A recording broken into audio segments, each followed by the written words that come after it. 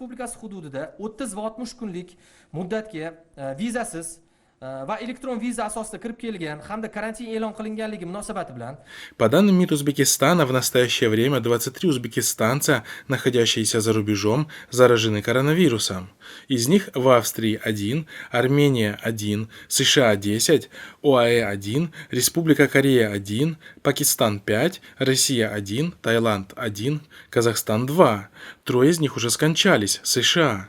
В свою очередь, внутри Узбекистана, по информации на 6 апреля, количество заразившихся достигло 397 человек.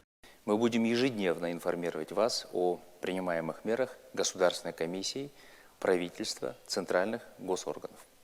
В Казахстане зафиксировано 651 заразившихся, в Кыргызстане 228.